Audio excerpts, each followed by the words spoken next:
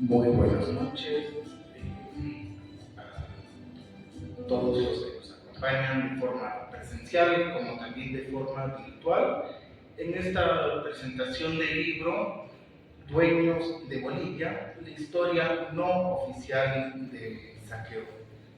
Tengo el gusto de contar con dos invitados muy especiales esta noche quienes van a comentar el libro. Tenemos a Elio Adubiri, ex trabajador, ex dirigente aeroportuario de SAPSA, y tenemos a Stasiek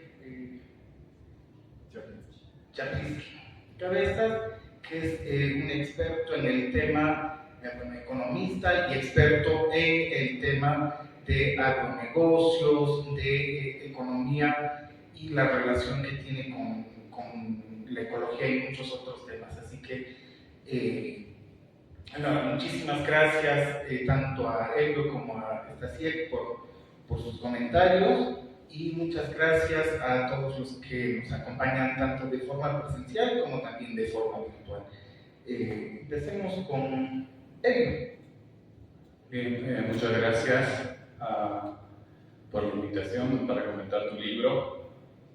En primer lugar, como dices, yo soy ex trabajador de SAPSA de los aeropuertos, y allí en el aeropuerto he trabajado durante 20 años y he visto pasar mucha de la burguesía, la pequeña burguesía, que toman los aviones como taxi, llegan de Santa Cruz, van a Santa Cruz.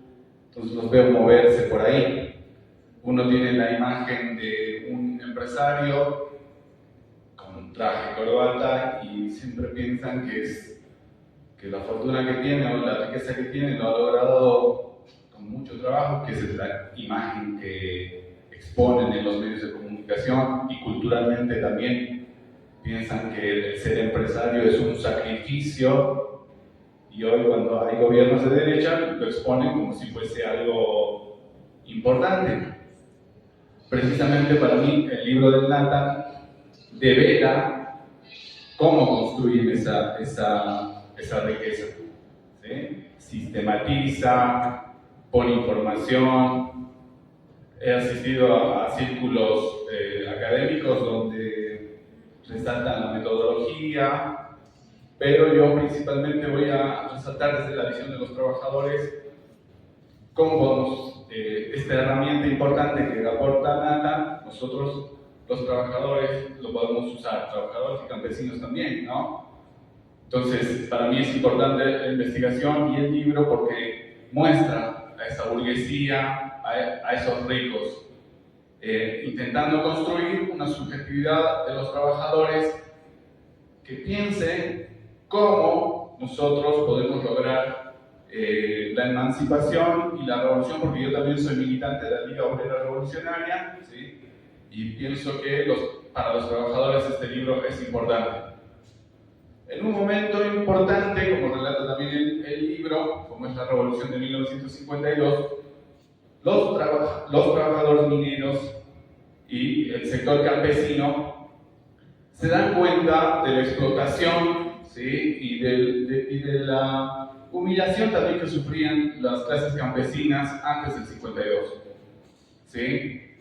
Los obreros en esa revolución pedirán la nacionalización de las minas, las naciones originarias pedirán la tierra que se las arrebataron. A partir de esa revolución, el Estado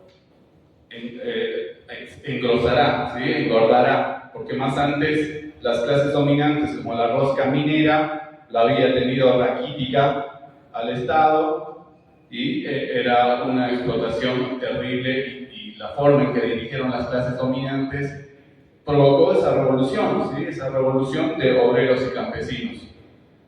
El Estado empieza a tener ingresos a partir de la nacionalización de las minas, ¿sí? Pero la burguesía, golpeada después de la revolución, buscará formas a través del Estado de ejercer su dominio, ¿sí? Y esto va a ser con colaboración del imperialismo, ¿sí? Que tratará de recomponer esa burguesía golpeada por la clase obrera y por los campesinos, como bien relata el libro, con el plan Eder, con el plan Mohan, reconstruirá el Estado, el imperialismo, para ejercer el dominio. Todo ese periodo será los 60, donde a través de esa ayuda intentará volver a parar a la burguesía, a las clases dominantes, pero siempre con la clase obrera minera peleando, ¿no? Todo ese periodo. En los 70 recurrirá al golpe con Banzer, y ahí empezará a mostrarse, ¿sí?, cómo operan las clases dominantes, cómo operan las burguesías a través de quiebras de las empresas estatales. Crean el relato de que las empresas privadas pueden salvar al país, ¿sí?, que el Estado no es la solución. Ahí también se hará lo de la deuda externa, una gran deuda externa que pide el bancerismo, que endeuda al país. ¿Sí? Ahí se hará la sociedad entre militares y empresarios, ¿sí? La titulación de tierras fiscales, la subrogación estatal de deudas. Es una metodología, yo creo que vayan tomando atención, una metodología como la burguesía, las clases dominantes, los empresarios del tiempo empiezan a generar su riqueza. Ahí también lo marca bien Nata con la fuga de capitales, casi 236 mil millones de dólares en fuga de capitales de ese periodo. Luego vendrá el periodo de los 80, donde, como ustedes conocen, nosotros somos jóvenes para ese tiempo, pero incorporan el 21060, de acuerdo a los acuerdos y planes con el FMI, ¿sí? Cada vez, y aquí lo demuestra Nathan, son ministros, pero también son empresarios, ¿sí? Eso es una fórmula, una forma en la que la burguesía maneja todo ese tiempo. García Meza, entre el golpe de García Meza, está el narcoestado, créditos públicos a bancos privados. Eso es importante que muchos trabajadores lo sepan, ¿sí? La Confederación de Empresarios Privados dirige la política, dirige gobiernos, ¿sí? Ahí hay un rastro que pone nada de importante, que ahí empieza a generarse, por ejemplo, la familia Doria Medina, ¿sí? Ahora poner todo rico, candidatea y todo, pero ahí empieza con esas quiebras que hacen estos gobiernos empresariales, ¿sí? Ahí yo sigo una parte de lo que dice Nata en la página 148. Un puñado de familias dueñas de los bancos, de la agroindustria, de la minería mediana, de los medios de comunicación, son los que durante décadas han tenido a su plena disposición al poder político. ¿Sí? En este tiempo también se sigue repitiendo esa dinámica de la financiación con fondos públicos, la financiación de las empresas privadas, ¿sí? Cuando los bancos quiebran, ¿quién nos ayuda? El Estado. Y entre las sumas y datos importantes que lanza Nathan, son 5.2 millones, por ejemplo, se hace para una línea aérea de ese tiempo, la línea imperial, ¿sí?, que después la quiebran y la venden en 1.1 millones. Una dinámica, una metodología, como la burguesía empieza a juntar dinero de lo que le da el Estado. En el periodo de Banzer, la deuda externa usa en el Estado para garantizar a estas instituciones internacionales el pago. Pero ¿quién resulta pagando esas deudas? Nosotros los trabajadores, el pueblo campesino, ¿sí? Esa metodología de la privatización de servicios básicos, después de terminar el 89, justo el papá de Jaime Paz Zamora, de Rodrigo Paz, Jaime Paz Zamora, hace todo el camino jurídico para la privatización. Dicen, antes de finalizando el 80 y ingresando a los 90, crean el relato de que el Estado no puede, ¿sí?, y tienen que ser los privados los que van a salvar Bolivia. Parecido al relato de hoy. con las leyes del 5503, parecido, ¿no? Los privados. El imperialismo otra vez créditos, llega a la caja y sigue siendo el Estado como garante. Y la población mira los créditos y ¿quién va a pagar esos créditos? Después viene el periodo de una vez que se ha privatizado, han hecho eso, pero la población ya cansada por la miseria que había en ese tiempo, aquí en el Alto por lo menos las calles de tierra, no había crecimiento, no había empleo. Entonces, en el 2003, el Alto, que es una población de mineros relocalizados, de sectores campesinos, ya en el 2000, en Cochabamba le habían dicho que no privaticen el agua. En el 2003 es la guerra del gas, es el combate de la población ante tanta miseria. Encima, otra vez los empresarios estaban por vender el gas y donde iban a ganar millones de la venta, pero una vez que las empresas transnacionales operan, iban a ganar otros millones más. ¿Sí? Pero la población, ¿qué le dice en ese tiempo a la población movilizada? ¿Qué le dice a esa transnacional? ¿Qué le dice a las clases dominantes? ¿Qué le dice a la burguesía nacional? No. Basta de tanta miseria, todas las ganancias van a ser para los trabajadores. Los mineros se movilizaron pidiendo la nacionalización de los hidrocarburos bajo control obrero. Los campesinos querían la tierra, que se les había negado desde el 52. Entra el gobierno de Evo Morales, no se avanza en la tierra. Las ganancias de estos 20 años, que esa es la gran discusión que pone la derecha, ¿sí?, lo posibilitó la guerra del gas en 2003, donde dijo las ganancias de los hidrocarburos se quedan acá. Los obreros radicalizados querían el control total, o sea, todas las ganancias acá. Pero obviamente ahí entra el discurso de las clases dominantes que no se puede, porque los únicos que pueden operar son ellos. Pese a ello, y la insistencia de las masas, se nacionaliza. El gobierno además negocia. No le dice a los mineros: no podemos hacer control obrero y tienen que disimular. Es más, a los mineros radicalizados los persigue. Se olvidan de decir el control obrero. Y al movimiento campesino, a través de las dirigencias, hay plata en el Estado y los coopta, los empieza a estatizar. En estos 20 años, ¿quiénes han ganado con la guerra del gas, con los hidrocarburos? Absolutamente todos. Pero los que más ganaron fueron los empresarios, la banca, los agroindustriales, y también a través de que el Estado también engordó, hubo ingresos, una burguesía aymara, una burguesía chola, que empezó a ganar a partir de todo. Por ejemplo, aquí atrás está rodeado de los que importan productos. Pero yo quiero tomar en cuenta lo que el libro hace. Muestra esa metodología de que las clases dominantes, los empresarios, se prestan de organismos internacionales, usan como garante al Estado. Ellos ganan, crean empresas. Si hay empresas que no funcionan, las liquidan. Pero si hay empresas que funcionan, los autoliquidan para comprar, para venderse a ellos mismos. Por ejemplo, los aeropuertos donde yo trabajaba, cuando lo capitalizan en $25.000. ¿Sí? El que se compra o la empresa que paga $25.000, que esos empresarios, esos transnacionales lo tienen en la billetera, en el bolsillo, y pagan eso.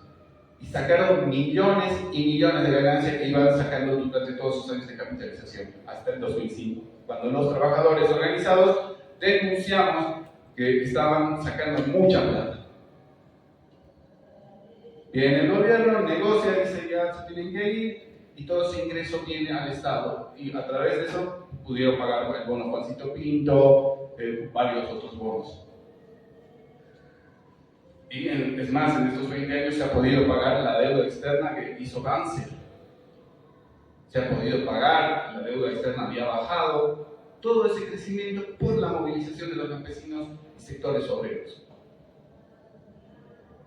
El libro de Nathan, a mí me parece genial que relate esa parte con datos, con diagramas, cómo es la familia Marinkovic, cómo está los Costa, todo eso lo muestra a los trabajadores. A mí me encantaría que muchos trabajadores tengan este libro para ver, así hacen los burgueses.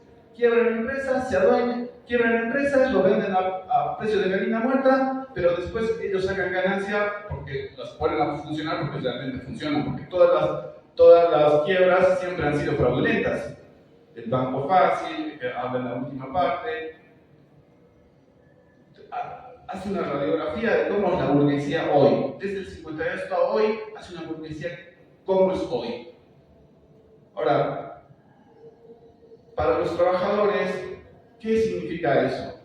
A mí me genera una bronca, porque todos tenemos que pagar la fortuna de Doria Medina, todos estamos pagando la fortuna de los agroindustriales, porque la deuda que el imperialismo pide, la pide que tienen que ajustar salud, educación, a nosotros nos ajustan la deuda. Cuando los empresarios se beneficiaron de esa plata. Ahora mismo, con Paz, está llegando dinero de acá, está llegando el dinero del Banco Mundial. ¿A quiénes se los dio? Y eso lo ponen en los medios de comunicación. A los empresarios. No dice a los pobres en el alto, a los precarizados. No, a los empresarios. Pero ¿quién paga esa deuda? Nosotros. En el Estado nos van a ajustar, ya no hay medicamentos en la Caja Nacional, ya yo estoy ahora desempleado.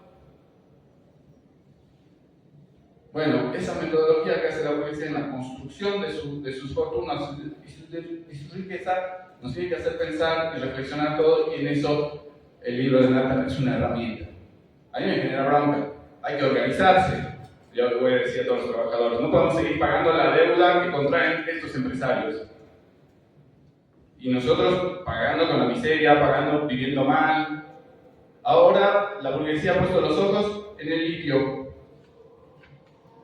El litio es un negocio, van a querer ganar y se lo van a querer llevar todo. Nosotros, yo opino, el Alto, desde ese punto de vista, ha sido siempre canalizado eso, ha pensado que la riqueza tiene que ser para todos los bolivianos, trabajadores, campesinos, desempleados, para todos, y creo que para eso es una herramienta importante el libro de Nathan.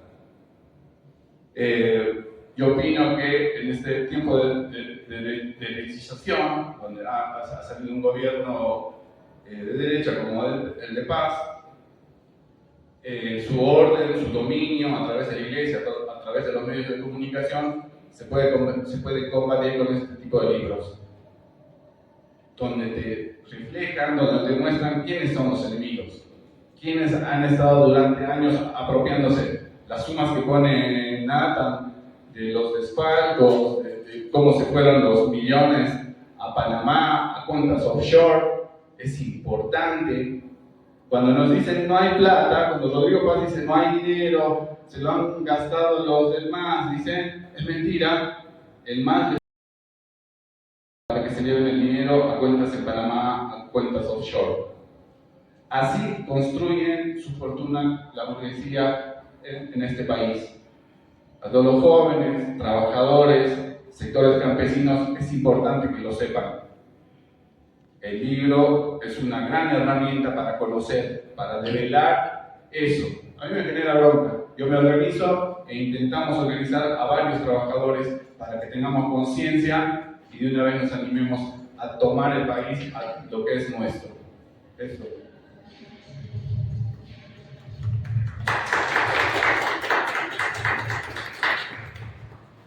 Muy buenas noches, un gusto de estar aquí con ustedes. Me llamo Strash Chapitsky y ando desde muchos años trabajando. De repente, una de las dimensiones que no están en este libro, pero que creo que está demasiado visibilizada, la dimensión ecológica. Y este libro nos está hablando de una dimensión poco estudiada de justamente este problema. Y antes de nada me atrevería a decir primero, Nata, que para alguien como yo que investiga y que lee y que busca leer y encontrar archivos, documentos de forma sistemática, este libro creo que es el más relevante que para la historia contemporánea habría que leer. Hay libros muy relevantes antiguos que todavía con sus mensajes de ese momento son muy relevantes el día de hoy.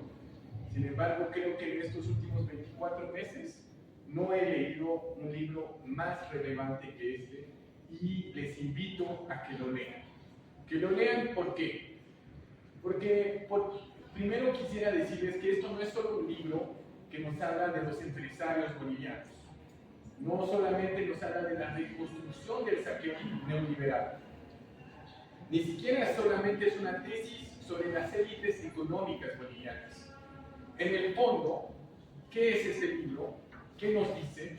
Es un libro sobre la persistencia del poder de clase en Bolivia y sobre su capacidad de mutar, de replegarse, de negociar, de volver a ocupar posiciones decisivas, incluso cuando cambian las condiciones políticas. Y esto es extremadamente relevante el día de hoy, 2026, cuando nos ponemos a mirar hacia atrás y vemos años de gobierno del movimiento al socialismo, en el cual, fuera de Bolivia, piensan que que hemos vivido en un régimen comunista. Nos hablan de que los pueblos indígenas jamás en su vida han estado mejores. Hay una parte de verdad y hay mucha mentira detrás de esas afirmaciones, son muchos malentendidos. Y por eso este libro, que nos viene con hechos duros, a mí me encantan los datos empíricos, me encantan no tanto que me den su opinión, sino que me la sustenten de forma argumentativa, y este libro lo hace de forma magistral.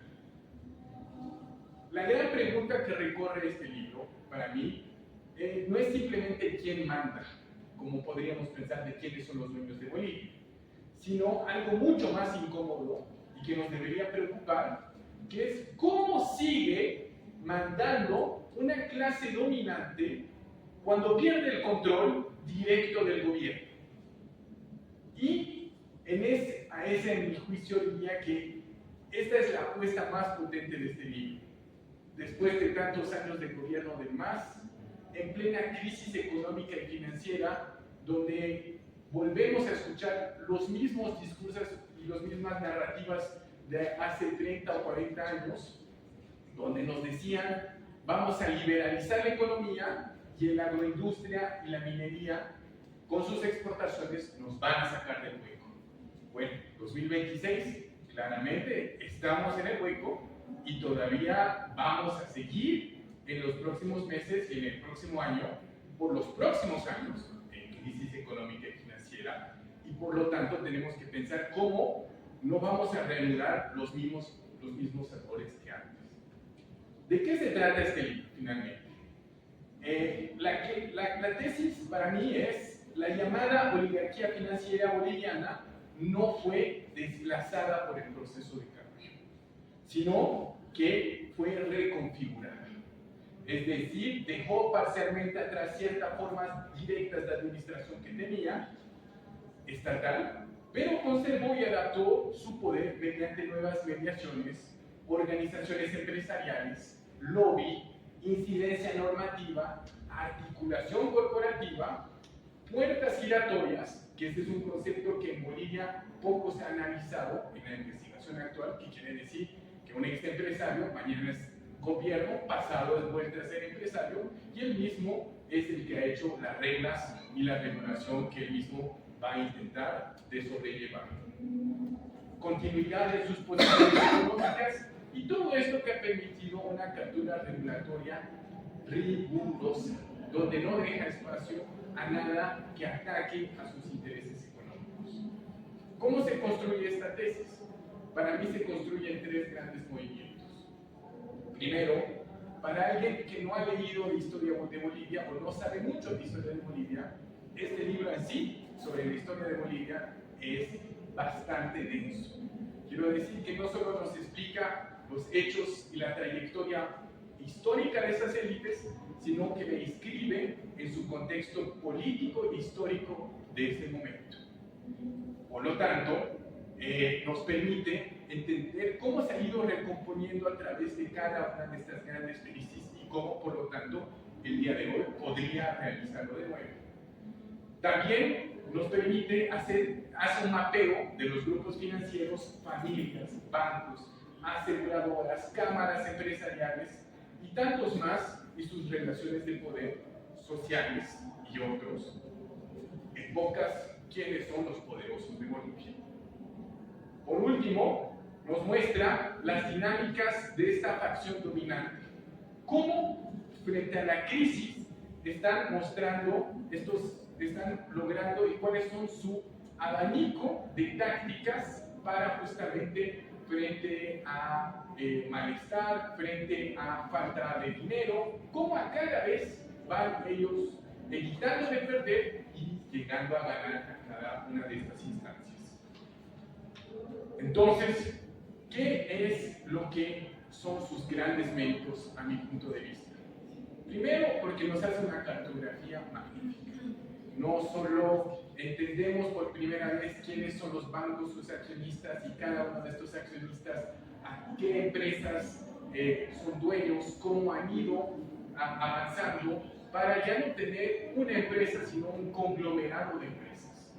Y esto lo tenemos que entender en la noción de que también nos habla de muchas quiebras de banco, de 27 quiebras de banco, para ser precisos, en un periodo de 20-25 años, que no es el todo. Pero ahí la pregunta no es que los otros bancos eran mejores, ¿no? Sino cómo los otros bancos lograron que el Estado los salve a ellos y no salve a los 27 otros. Y ahí esta cartografía no es solamente una cartografía, sino es una formación histórica cambiante. Nos muestra una foto, pero nos muestra la dinámica de esa evolución. Ese libro, por lo tanto, gana mucho el espesor cuando va viendo esa evolución a través del tiempo.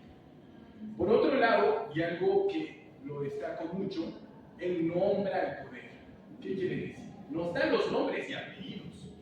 No solo eso, nos dice cómo han ido evolucionando estas relaciones sociales, dónde han ido trabajando, dónde han vuelto y por qué es tan importante. Les voy a dar un ejemplo. ¿Quién aquí, entre los presentes, puede levantar la mano y decirme que conoce quién es la empresa número 1 que exporta en Bolivia en los últimos 4 meses, 3 meses? Nadie. Les digo, la empresa número 1 exportadora de Bolivia, el día de hoy, de estos últimos 3 meses, desde que Rodrigo Paz está en el gobierno, se llama La Perla Dorada del Gobierno. Una empresa que para todos debería ser completamente desconocida. Bueno, cuando miramos el 50% de las exportaciones del país, de estas 4 grandes empresas que capturan el 50% de las exportaciones, hay una sola que yo conozco y yo trabajo sobre este sector. ¿Se dan cuenta cómo estamos ocultando y pensamos en empresas, pero nos olvidamos que detrás de esas empresas hay familias, hay relaciones sociales, hay organizaciones empresariales y al final son siempre las mismas personas y las mismas familias? Hace otra cosa muy fuerte, nos muestra la plasticidad del capital. ¿Qué quiere decir eso?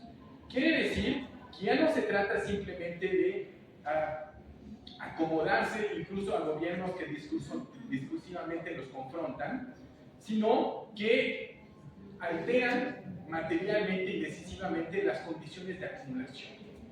En otras palabras, a través de un periodo donde ha habido dictaduras, donde ha habido una nueva constitución, donde ha habido una crisis del 85, hasta la fecha, donde ha habido una ley del INRA, donde ha habido nuevas leyes financieras, tantas cosas que han cambiado, el capital ha sabido adaptarse y adaptar sus formas para llegar a este gran sueño.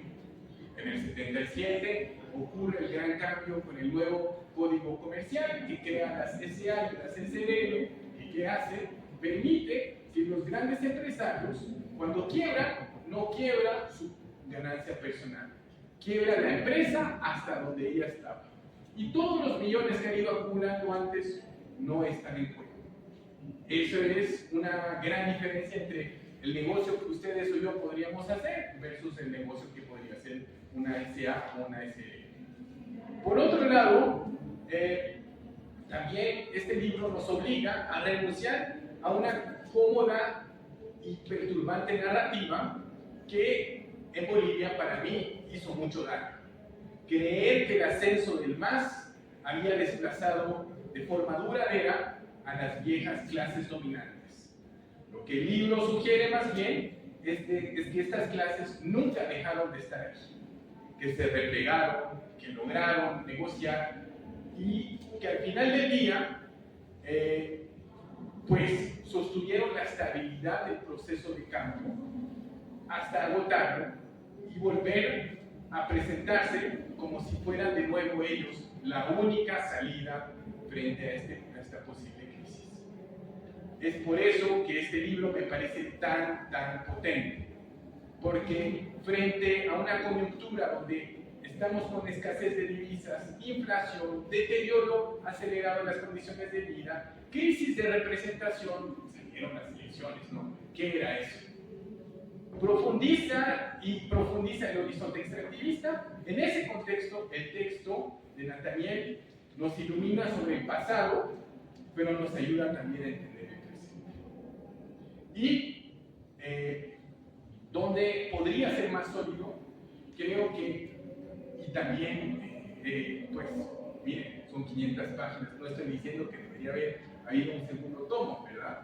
Pero creo que sí, efectivamente, hace mucho en el nombrar las conexiones y no diferenciarlas, no matizarlas, no mostrarnos cómo se han ido construyendo, desconstruyendo y cosas así, que pueden llegar a ocurrir cuando uno ya agarra casos. Porque Nathaniel peca, pero al mismo tiempo tiene la gran virtud de ser muy sistemático.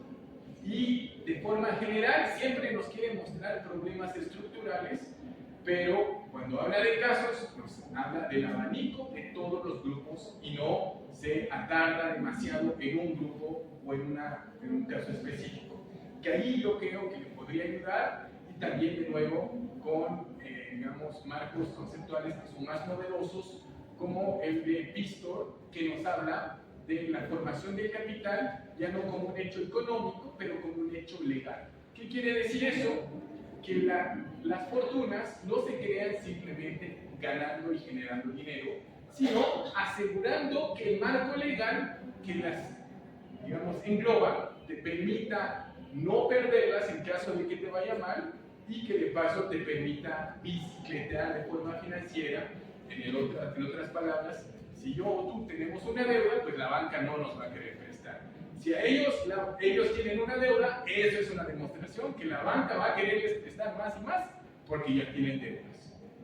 Entonces, el otro elemento que considero que podría un poco, digamos, solidificarse es esta noción del pacto social que está muy presente a lo largo del libro y que para mí necesitaría una mayor precisión en el sentido que a veces nos remite a negociaciones constitucionales, otras veces a convivencias funcionales entre gobiernos y empresariales, y en otros pasajes hay una alianza más que estructural incluso. Entonces creo que ahí podría ganar en ir, digamos, aterrizando qué tipos de pacto social han ocurrido a lo largo de la historia y cómo se han ido integrando. Tengo aquí 3 últimas preguntas y un pequeño párrafo que les quiero leer del libro que me parece fabuloso y que realmente muestra la potencia de este libro. Y sobre las preguntas, creo que son también más preguntas para Nata sobre hasta qué punto la categoría de la oligarquía financiera que usas en todo el libro logra captar las fracturas internas del bloque dominante y en qué momentos empiezan a homogenizar actores con intereses regionales, sectoriales o tácticos distintos. La segunda es si el proceso de cambio implicó un gran pacto con las oligarquías. ¿Qué lugar entonces ocupan en este esquema de tensiones reales, no solo las tensiones que no eran reales, las derrotas parciales del gran capital y las contradicciones no resueltas con el Estado, con acciones empresariales, capital transnacional?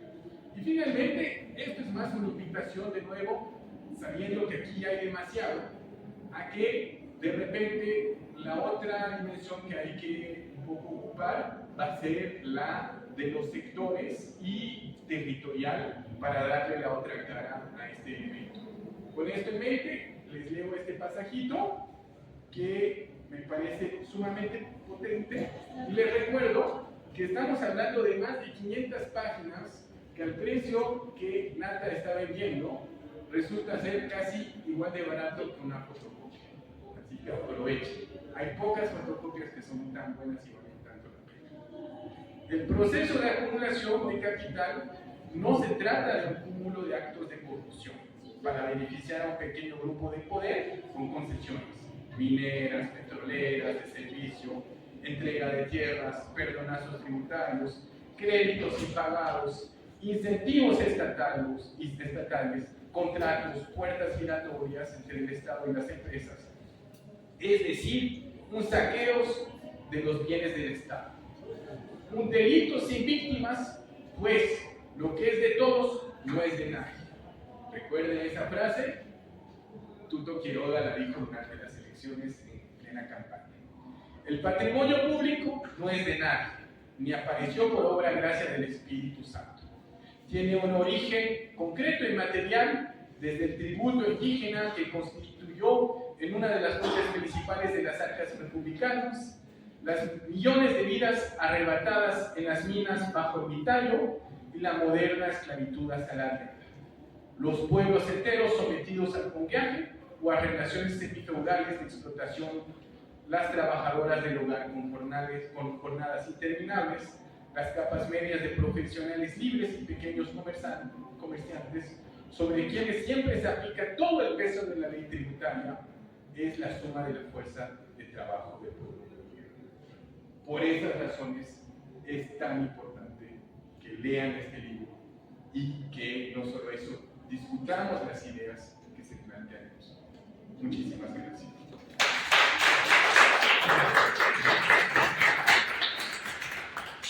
Muchas gracias, Elio, muchas gracias, Stash. Creo que casi lo dijeron todo. Quisiera compartir algunas frases, algunas citas del libro que creo que hoy toman mucha relevancia. La primera que quisiera compartirles es una cita del texto Confesiones de un sicario económico de John Perkins. Dice: los sicarios económicos son profesionales muy bien remunerados que estafan a países en todo el mundo por billones de dólares. Ellos desvían los fondos del Banco Mundial, de la Agencia de los Estados Unidos para el Desarrollo Internacional, USAID, y otras agencias de cooperación internacional hacia las arcas de enormes corporaciones y los bolsillos de las pocas familias adineradas quienes controlan los recursos naturales del planeta. Sus herramientas incluyen reportes financieros fraudulentos, elecciones amañadas, sobornos, extorsión, sexo y asesinato. Ellos juegan un juego tan antiguo como el imperio, pero que ha adquirido dimensiones nuevas y aterradoras durante esta época de globalización. Yo debería saberlo, fui sicario económico. Firma John Perkins. Resulta jodido, ¿no? Como a 22 años de haberse publicado este texto, sigue siendo pero tan vigente, y lo vemos hoy. De paso, hace unas semanas visitaron altos funcionarios de agencias internacionales de cooperación financiera para negociar préstamos para el país, en un momento en el que estamos sufriendo carencias, y ya lo decía Elio, en el sistema de salud. Se está hablando de recortes, se se está hablando y lo están viviendo en este momento nuestros compañeros trabajadores de Sacachurro, quienes están desde el mes de febrero sin cobrar salarios bajo esta lógica de racionalización económica. Sin embargo, el país tiene 500 millones de dólares para pagar hasta el mes de marzo el servicio de la deuda externa. Eso nos muestra tal cual lo que es el programa de estos grupos económicos, seguir saqueando el país. Para cerrar, como sé que nos queda muy poco tiempo, quería compartirles concretamente el caso del Banco Fácil, porque creo que es un caso que logra sintetizar todo este esquema de robo. El Banco Fácil, ¿dónde tiene su origen? Tiene su origen en el Banco Santa Cruz de la Sierra. ¿Se imaginan ustedes fundar una empresa y que el gobierno te saque una ley que diga que no tienes que pagar impuesto a la utilidad siempre y cuando construyas un edificio? Ese es el caso del Banco Santa Cruz de la Sierra. Luego de no pagar impuesto a las utilidades durante 5 años, gracias al gobierno de Barrientos, empieza un esquema en el que la propia USAID dice que les extraña cómo en su balance financiero no tienen utilidades. Claro, porque todo va de inversión ¿a dónde? A la sucursal Panamá del Banco Santa Cruz de la Sierra. Todos ahora tenemos Google Maps. Uno entra a Google Maps a la dirección de la sucursal Panamá y se encuentra con un barrio residencial donde no hay rasgo alguno de que haya existido en ese lugar un banco. Tampoco hay registro ni de publicidad en medios de comunicación ni de hechos comerciales de esta sucursal panameña del Banco Santa Cruz de la Sierra. A punto de quebrarse, lo compran capitales españoles, termina luego como parte del Banco Mercantil Santa Cruz. Pero ¿qué pasa con esas familias que eran sus dueños? Ahí aparece Fácil, Fondo Financiero Privado. ¿Y cuál es el mecanismo que le permite al Banco Fácil llegar a hacer lo que hizo? La Ley de Servicios Financieros. Luego de haber hecho la fuga de capitales durante los gobiernos neoliberales, con el gobierno del MAS logran una ley que separa los bienes de las empresas del sector financiero de las empresas del sector de servicios. No hay una corresponsabilidad. Por eso, hasta ahora, si se fijan ustedes en la página de la Gaceta de Comercio, van a encontrar que la empresa inmobiliaria del mismo grupo financiero del Banco Fácil sigue registrado, sin estar intervenido, sigue haciendo sus reuniones, sigue con todo su patrimonio, no se le toca nada. ¿Por qué me voy a este caso? Porque uno nos muestra cómo a través de pactos, a través de lobby, han logrado establecer una relación en la que el Estado les ha garantizado su forma de desviar los fondos y generar una ganancia a raíz de esta quiebra, pero dos, nos muestra cómo estas clases se reciclan, porque hoy por hoy tenemos como ex candidato vicepresidencial y actual candidato en la segunda vuelta a las elecciones de la gobernación de Santa Cruz, quien figura en este libro. De hecho, figuraba en el libro antes de que siquiera fuera candidato a algo, JP Velasco, quien era y sigue siendo accionista de lo que era el grupo financiero Santa Cruz Financial Group. A pesar de que lo nieguen los medios de prensa, los documentos que están en la Gaceta de Comercio lo demuestran. No es que mi papá, él mismo figura como parte de esta empresa que, al igual que muchos otros, ya lo decía Stash, como 27 bancos hicieron procesos de quiebre que la terminamos pagando nosotros desde el Banco Central, y hoy por hoy vuelven como si nada a ejercer el poder político. Y eso ni siquiera empezamos a mencionar el caso del suegro del actual presidente y su relación con el Banco Sur, que también está profundizado en el capítulo acá que hablamos de cómo robar el Banco Central. Bueno, les quiero agradecer a todos, todas y todes quienes han asistido esta noche y quienes nos acompañan de forma virtual. Quiero agradecer especialmente a Stash y a Elio, compañeros, camaradas de lucha, quienes, al igual que yo, creen en la necesidad de denunciar estas injusticias para construir un mundo totalmente distinto al en el que vivimos. y no podría ser de otra forma sino despedirme planteando desde acá toda nuestra solidaridad siempre con las luchas del pueblo palestino, con la resistencia del pueblo cubano ante el bloqueo inhumano, también con la lucha del pueblo iraní contra el imperialismo estadounidense y sionista que hoy por hoy les bombardean. En ese sentido, creo que todos los espacios, incluidos estos espacios de cultura, de lectura, de debate, son también trincheras de lucha en las que debemos denunciar que los mismos dueños de Bolivia, y no lo hago de forma figurada, sino que aquí hablamos con nombre y apellido de la empresa Mainter, que es una empresa cruceña ligada con capitales sionistas, una empresa socia de quienes envenenan el agua y quienes arrasan con los cultivos en la Franja de Gaza.